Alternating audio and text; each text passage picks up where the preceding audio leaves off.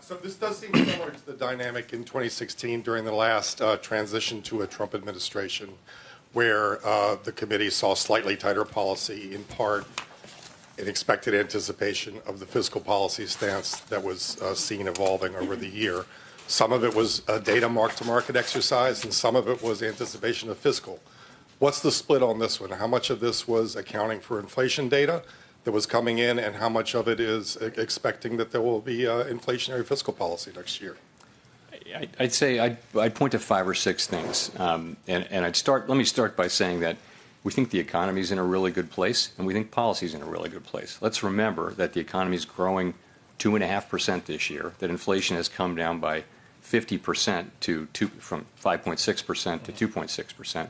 Headline inflation is 2.5% on a 12-month basis. We're actually in a really good starting place here.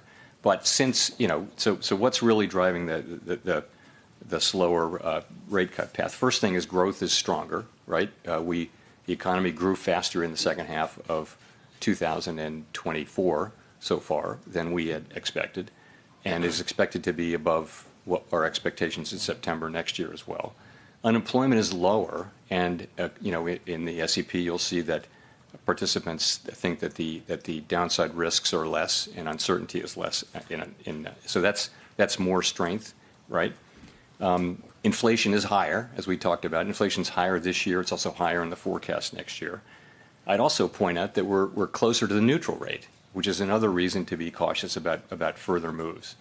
But then getting to your point, there's also there's uncertainty. Uncertainty around inflation, I pointed out, is actually higher. It's also in the case of some people. The way I would say it is this: some people did take a very preliminary step and start to incorporate highly conditional estimates of economic effects of policies into their forecasts at this meeting, and said so in the meeting. Some people said they didn't do so, and some people didn't say whether they did or not. So we have people making a bunch of different approaches to that.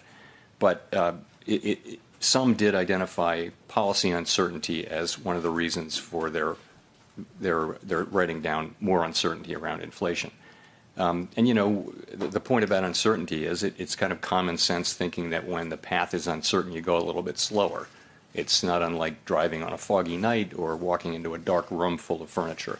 You just slow down, and so that may have affected some of the people. But as I said, there's a range of approaches on the committee. If I could follow up on that, you mentioned the risk and uncertainty indexes toward the back of the document.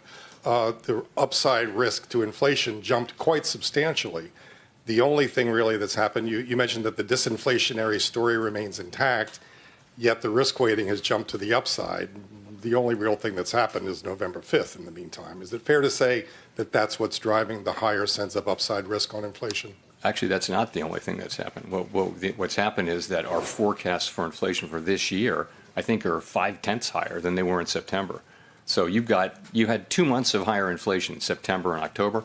As I mentioned, November is back on track. But once again, we've had a year-end projection for inflation, and it's kind of fallen apart as we've approached the end of the year. So that is certainly a large factor in people's thinking. I can tell you that might be the single biggest factor is inflation has once again underperformed relative to expectations. It's still, going to be between 2.5 and 3. It's way below where it was, but we really want to see progress on inflation. As I mentioned, as we think about further cuts, we're going to be looking for progress on inflation. We have been moving sideways on 12-month inflation as the 12-month window moves.